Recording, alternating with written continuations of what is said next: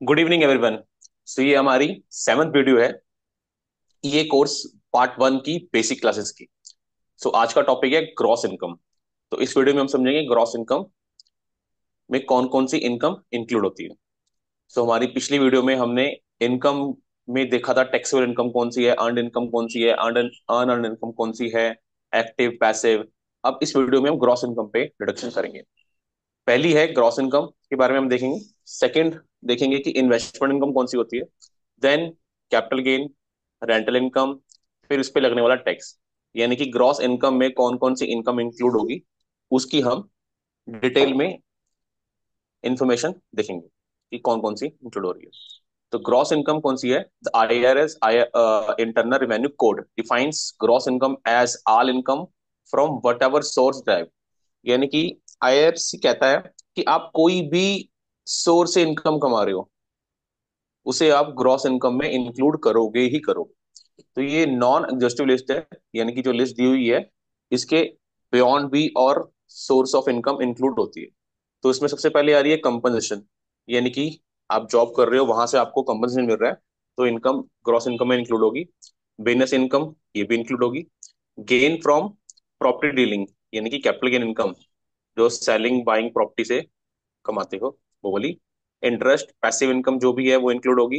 Rent, leasing property से आप कोई रेंट कमा रहे हो तो वो भी इंक्लूड होगी। Royalty, dividend, annuity, income from life insurance, endowment contract, कुछ भी कमा रहे हो यहाँ से ये भी ग्रॉस इनकम में इंक्लूड होगी। पेंशन अगर आप कमा रहे हो तो वो भी है आपकी। ठीक है। Income from discharge of इनडेप्टनेस। अब इस पॉइंट में क्या होता है, सपोज करो आपके ऊपर एक $1,000 का डेट है। अगर कोई क्रेडिटर जिसको आपने पेमेंट देनी है, यानी कि जिससे आपने लोन लिया है, अगर वो आपका डेट माफ कर दे तो आपको कितने की इनकम होगी? यानी कि डेट था पहले 1,000 का, अब उसने कर दिया 0, यानी कि सारा का सारा माफ कर दिया, तो वो सारी की सारी इनकम मान लेंगे। इनकम फ्रॉम डिस्चार्ज यानी कि आपको आपकी लाइबिलिटी से डिस्चार्ज कर दिया, जितनी अमाउंट उसने माफ करी वो सारी की सारी आपकी इनकम बन जाएगी। तो income resulting from cancellation of debt. ठीक है, जितना कैंसिल हुआ। अगर वो 1,000 की जगह यहाँ पर वो कहता है कि मैं 500 ही माफ करूंगा, तो हम 500 की इनकम मान लेंगे। ठीक है। तो अगला है distributive share of partnership income. अगर पार्टनर हो आप किसी पार्टनरशिप फर्म में, वहां से आपको कोई इनकम मिलती है तो वो भी ग्रॉस इनकम का पार्ट है। फिर आता है income in respect of descendant. यानी कि आपका कोई पर्सन, अगर उसकी डेथ हो गई है, उसकी डेथ के बाद अगर आपको कोई इनकम मिलती है उस पर्सन की कनेक्शन में, तो वो इनकम भी आपकी इनकम में इंक्लूड हो जाएगी। इनकम अर्न्ड बाय डिसेंडेंट, उसने अर्न की है जो मर चुका है, बट उसने रिसीव नहीं करी अपनी डेथ से पहले, वो आपको मिली है क्योंकि आप उसके बेनिफिशियरी हो, तो वो इनकम आपकी इनकम में ऐड होगी। इस income in respect of descendant इसको हम IRD भी बोलते हैं, और इस पे एक सेपरेट वीडियो बनेगी आने वाले टाइम। इसमें डिटेल में हम समझेंगे कि उसकी कौन कौन सी इनकम को ऐड करते हैं।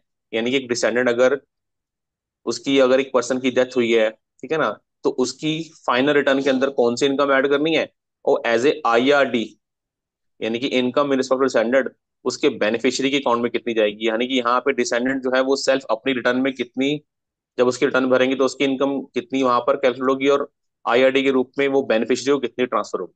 तो इस पर सेपरेट वीडियो हम आने वाले टाइम में बनाएंगे। अगली है income from estate and trust. तो ये भी वही है, अगर एक पर्सन मर गया है, उसकी प्रॉपर्टी सारी की सारी एस्टेट और ट्रस्ट के पास है, तो वहां से होने वाली वहां से होने वाली इनकम कैसे टैक्स लगता है उस पर और ग्रॉस इनकम में इंक्लूड होती है। तो इसके ऊपर भी एक सेपरेट वीडियो हमारी बनेगी जिसपे स्टेट ऑन ट्रस्ट के बारे में बताएंगे। तो ये थी हमारी ग्रॉस इनकम, जिसमें कंपनसेशन हो गई, ग्रॉस इनकम फ्रॉम बिजनेस होगी, गेन फ्रॉम प्रॉपर्टी डीलिंग होगी, interest rent royalty dividend annuity हो गई, इनकम फ्रॉम इंश्योरेंस हो गई, pension, income from discharge, indebtedness, distributive share of partnership income, income in respect of descendant, income from state and trust. तो ये तो हो गई ग्रॉस इनकम।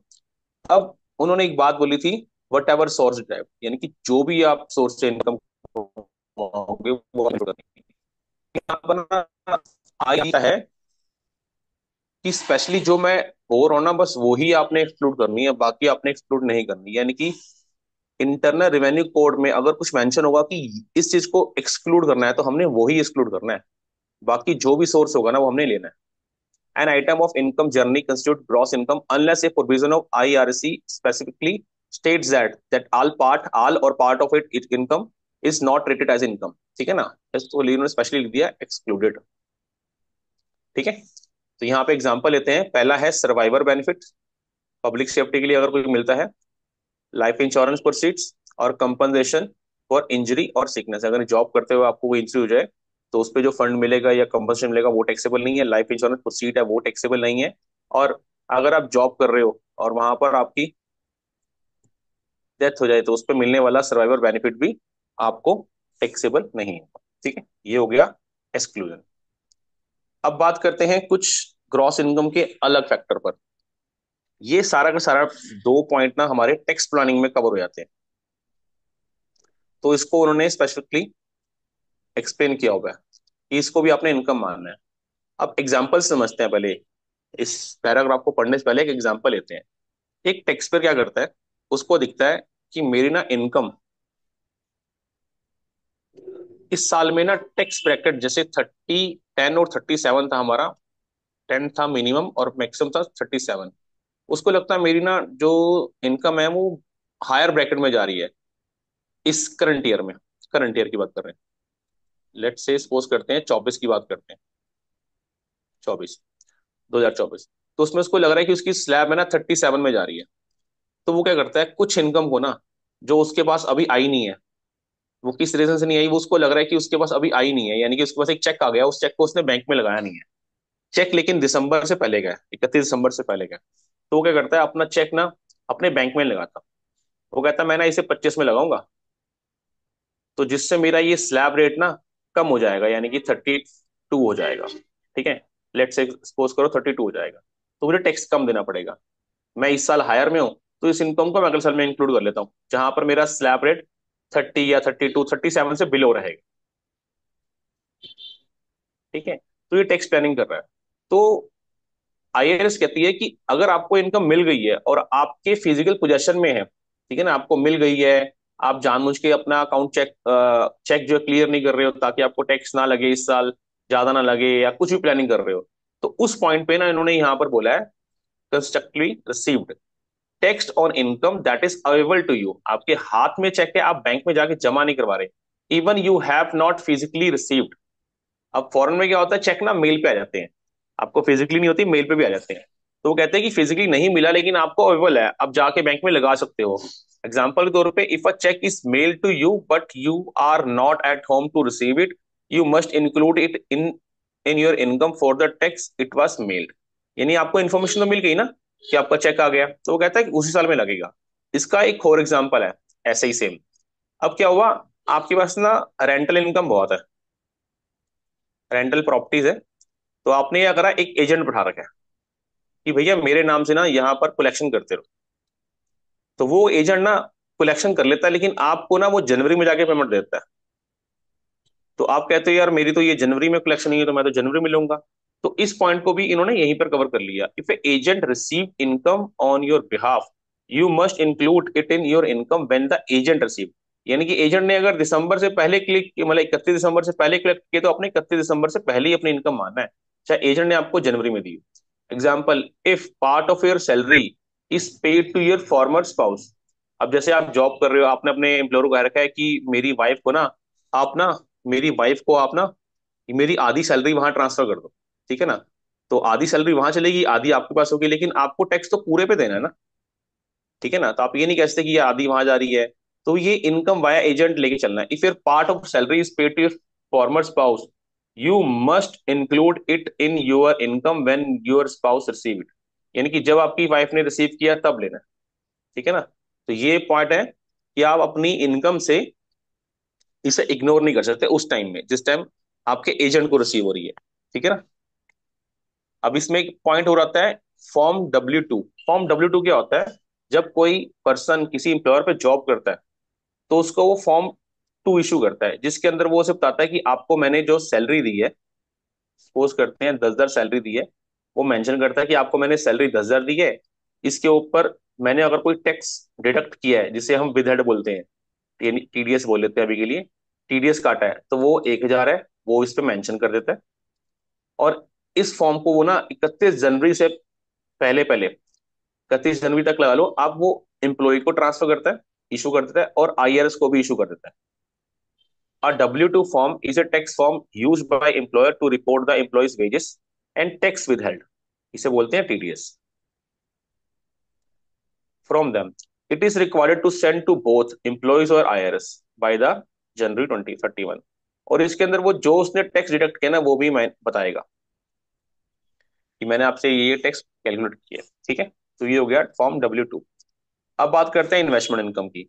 लास्ट वीडियो में आपने देखा था एक्टिव इनकम, पैसिव इनकम, तो ये इन्वेस्टमेंट इनकम हम पैसिव इनकम बोलते हैं। तो उसको डिटेल में पढ़ते हैं। Investment income, income refers to the income earned from asset और financial instrument such as stock, bond, saving account. It can be in several form, different तरह की होती है इनकम, इंक्लूडिंग इंटरेस्ट, डिविडेंड, ठीक है ना, income from sale of asset. तो example क्या होगा, इंटरेस्ट डिविडेंड हमने पढ़ लिया। अब इस पे टैक्स रेट कौन कौन से लगते हैं?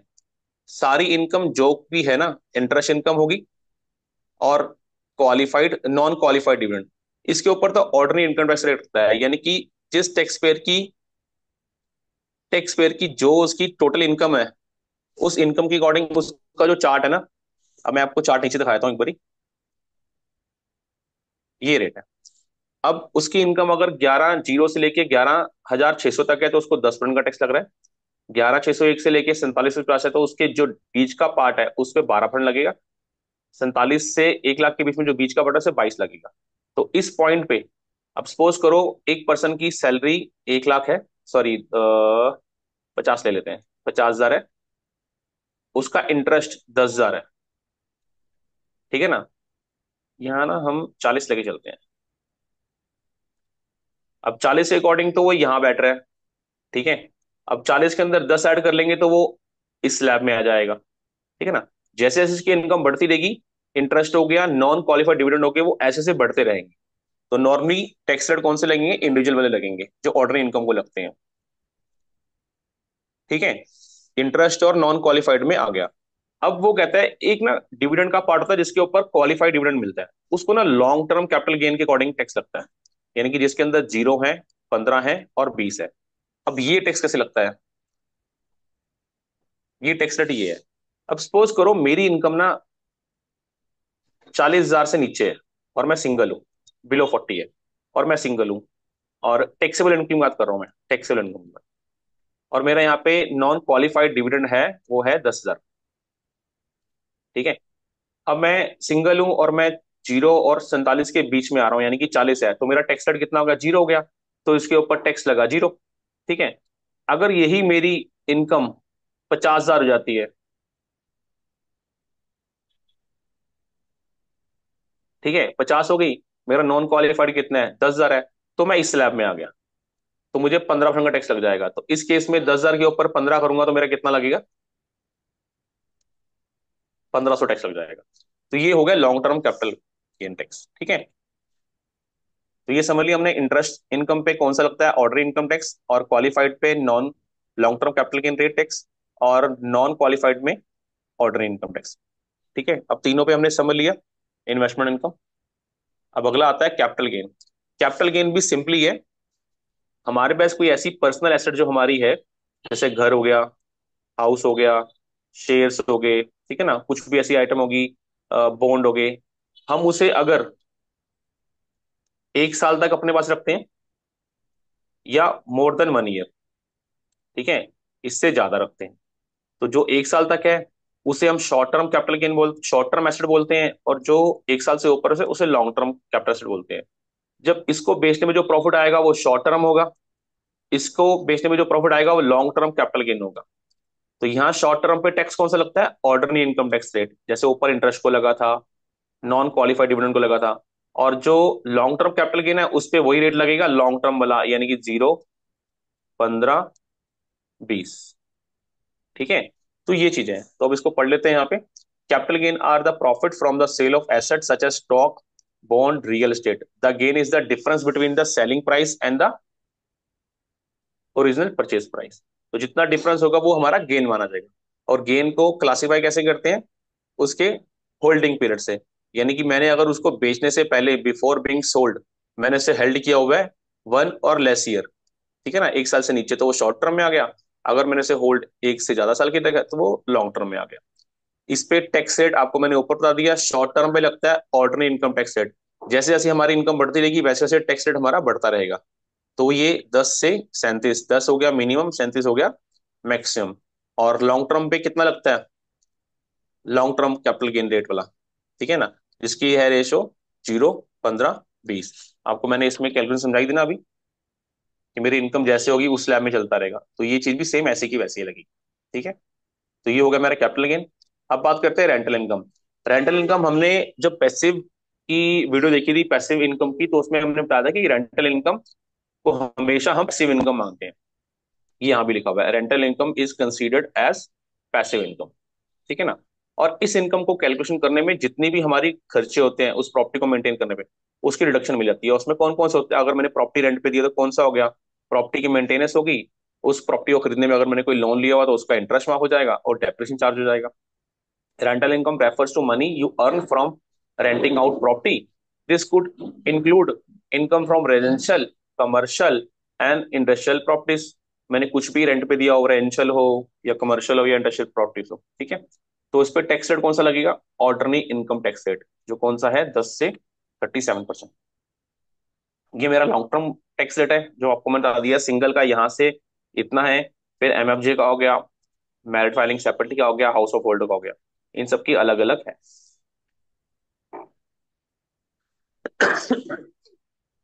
ये हो गया टैक्स रेट।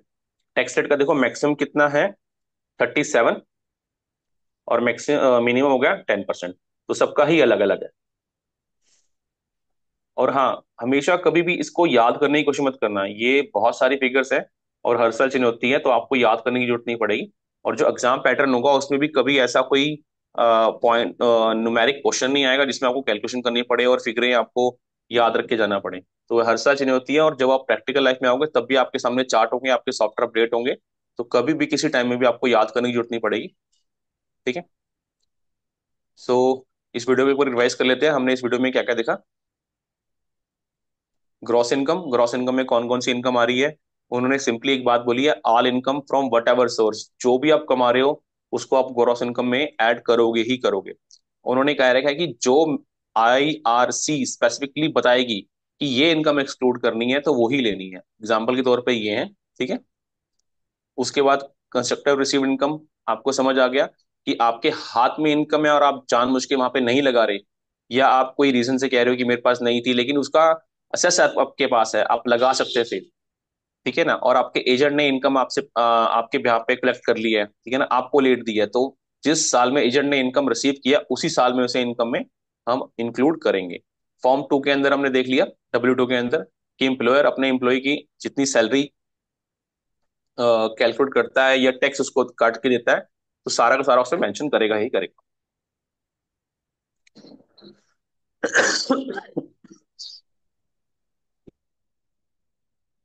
ये हो गई इनकम है, जिसपे ऑर्डिनरी इनकम टैक्स लगता है। और डिविडेंड में जो क्वालिफाइड डिविडेंड है उसका लॉन्ग टर्म चलता है। डिविडेंड की जब स्पेशल वीडियो हमारी बनेगी उसके अंदर हम आपको बताएंगे कि डिविडेंड भी दो तरह के होते हैं। एक होता है नॉन क्वालिफाइड, एक होता है क्वालिफाइड। तो क्वालिफाइड के ऊपर लगता है rate long term capital gain वाला, और इस पे लगता है ऑर्डिनरी इनकम टैक्स वाला, जो इसमें लिखा होगा, ठीक है। कैपिटल गेन में आपको बता दिया, अगर आपने कोई प्रॉपर्टी हेल्ड की हुई है 1 साल या उससे कम में, तो उसको बेचने के बाद जो प्रॉफिट मिलेगा उसे शॉर्ट टर्म कैपिटल गेन बोलेंगे। और 1 से ज्यादा साल की आपने प्रॉपर्टी रखी हुई है तो उसको लॉन्ग टर्म कैपिटल गेन बोलेंगे। शॉर्ट टर्म का टैक्स जो लगेगा ऑर्डिनरी इनकम टैक्स रेट पे लगेगा, और लॉन्ग टर्म वाला लॉन्ग टर्म कैपिटल गेन लगेगा, जिसपे 0, 15, 20 की स्लैब लगती है। रेंटल इनकम हमारी पैसिव इनकम है, हमेशा याद रखना। और इस इनकम को कमाने के दौरान अगर कोई खर्चे होते हैं तो वो अलाउ होते हैं। उसमें होता है प्रॉपर्टी मेंटेनेंस, मॉर्गेज इंटरेस्ट और डेप्रिसिएशन। इसको भी टैक्स कैसे लगाना है? हमने ऑर्डिनरी इनकम टैक्स रेट पे लगाना है, जिसकी स्लैब है 10 to 37%, ठीक है। ये हमारे चार्ट है जो हमने समझ लिया एग्जाम्पल के तौर पे। अगर मेरी इनकम 40,000 तक टोटल टैक्सेबल इनकम है और मेरा गेन जो है वो 10,000 है, तो जीरो की टैक्स रेट लगेगी। अगर मेरी इनकम 50,000 है टैक्सेबल इनकम, तो मैं इस स्लैब में आता हूँ, तो 15% की टैक्स रेट लगेगी मेरी इस इनकम पे, तो 1500 का टैक्स होगा। ठीक है। और ये है मेरा ऑर्डिनरी इनकम टैक्स रेट। अगर मेरी कोई इनकम जैसे जैसे बढ़ती रहेगी उतने उतने डिफरेंस में मुझे ये मार्जिन देना शुरू हो जाएगा। जैसे अगर 11,600 तक है तो 10% का टैक्स लगेगा, 11,600 से 45,150 है तो 12% लगेगा। जैसे जैसे इनकम बढ़ती रहेगी, जितना मार्जिन बढ़ता रहेगा उतना उतना वो परसेंटेज ऐड होता रहेगा। ठीक है। तो ये हमारा ऑप्शन नंबर है। अगर आपको ये कोर्स के रिगार्डिंग कुछ भी इंफॉर्मेशन लेनी है तो आप हमारी टीम से कॉल कर सकते हो। ठीक है। Till then take care, bye. हमारी नेक्स्ट वीडियो बहुत जल्दी ही आएगी। बाय।